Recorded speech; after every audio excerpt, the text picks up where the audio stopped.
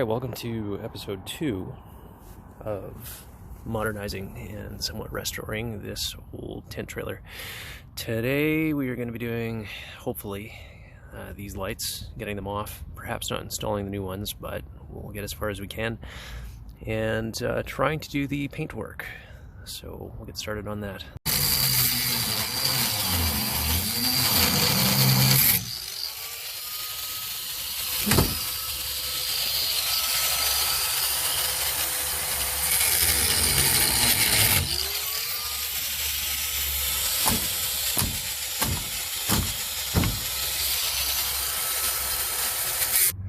We've got the brackets off and the welds kind of cleaned up and ground down. It doesn't have to be perfect because this thing will never be. And yeah, now we drag it over to the yard and see if we can get some paint on it. Alright, so we're ready for paint. This is going to be a very cheap paint job. In fact, it's going to be Plasti-Dip, so if I want to change it or pull all this off, I can. It will not be as durable, we know this, but this will not get a tremendous amount of use. It's not like I'm going to be using it every day, so big deal.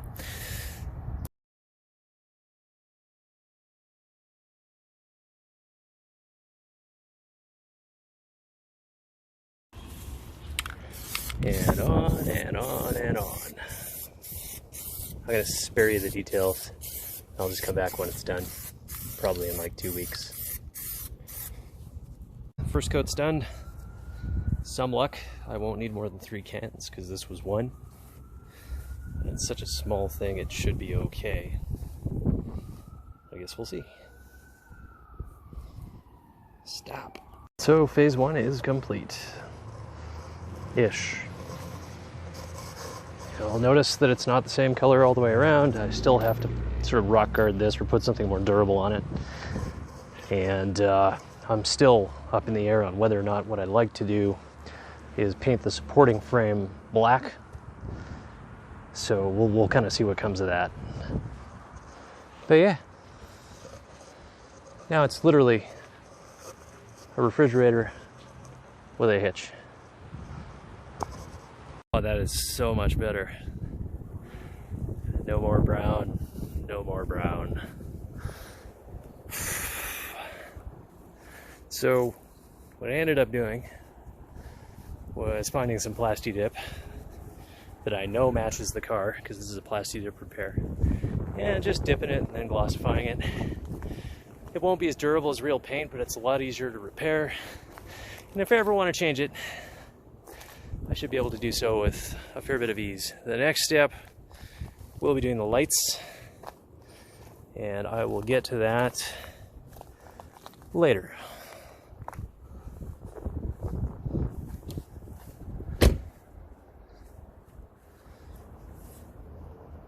Perfect. Absolutely fucking perfect. So there it is with a bit of sun. And it doesn't look too bad, to be honest. Huh.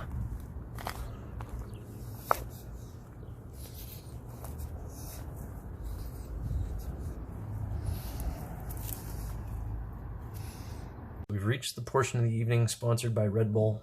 Of course, that's going to be lighting. So, as we know, regular bulbs kind of suck. LEDs are where it's at. And what I wanted to do was find some lights that would fit on that crossbar. And there's nothing in the civilian market that will allow you to do that, at least not from what I saw. So I went on Amazon and grabbed some emergency lights. So these have a really good beam pattern. They're stupidly bright, and they could be programmed for flashing or solid. So you won't be able to see the red if it's so bright. But if you set them up as solid, hey, there's a really good brake light that fits. If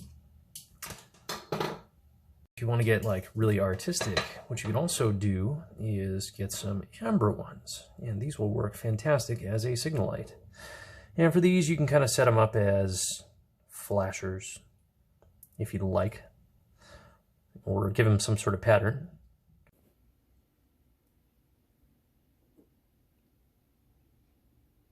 Now, if that doesn't get anyone's attention and stops you from getting rear-ended, they They weren't paying attention. They were on their phone. Because that's a perfect fucking signal line for a little tiny car. You know what I mean? For the sake of it, just to kind of show you how to do this, if you order these lights, what you can do is usually program a different flash pattern into them. They'll give you a wire, which when you touch to negative or positive, depending on the model, it will give you some different patterns. And this is what I'm going to probably choose for signal, because it is certainly attention grabbing, but there's a whole bunch of other patterns too. Like you could get very playful, go solid, do whatever, so on and so forth, right? You could even give someone a seizure.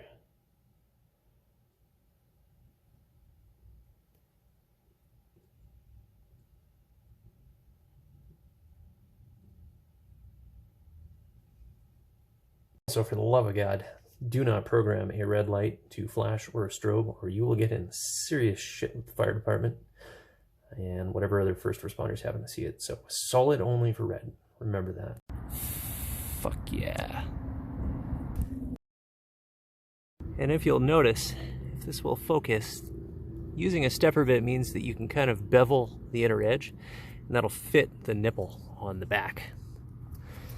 And that's roughly what it's going to look like. Alright, so not exactly level, but I don't think anyone's going to really notice at night. And we will move on to the wiring, and I might just save you the experience of dealing with that in this video. You can find out how to wire something. It's not particularly difficult, so I'll just reach back out when it's done. Now for the record, fuck wiring. So everything is set up properly for signals, but these guys aren't lighting. And of course I don't have a test light here at the house, so I'm gonna have to fab something up and kind of see what I can figure out, I guess. Hey, what do you know? So whoever wired this obviously had a lot of lead paint chips, because it's all backwards and fucked up. But I think that's just pretty neat. Get the brakes next. Okay, so the wiring is done. I still have to waterproof it, but whatever. And I think it's gonna work. We're gonna find out together. Left signal. Oh, sorry. Right signal. Left signal.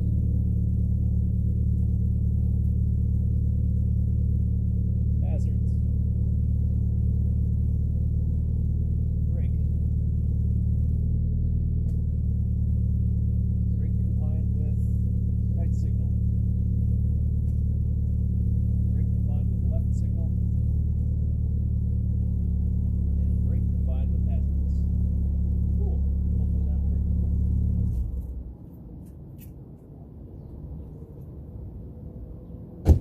That actually does conclude the second video. So we did a lot today. Things were painted. Lighting was figured out. Some decals were applied. If you translate that, that just says wagon. And shout out to LNDS, who provided me with some excellent stickers way back in the day. And I finally found a use for one. And that's a cool little JDM looking coffin. Oh, this could have gone so much worse. So much worse. I'm gonna have a good sleep tonight, and not only because my brain is full of plasti dip. This is a job well done. Thank you for watching. That's kind of funny. You can see a circle where I walked around and around and around that damn trailer, painting it all fucking day and then working on the lighting. Hilarious.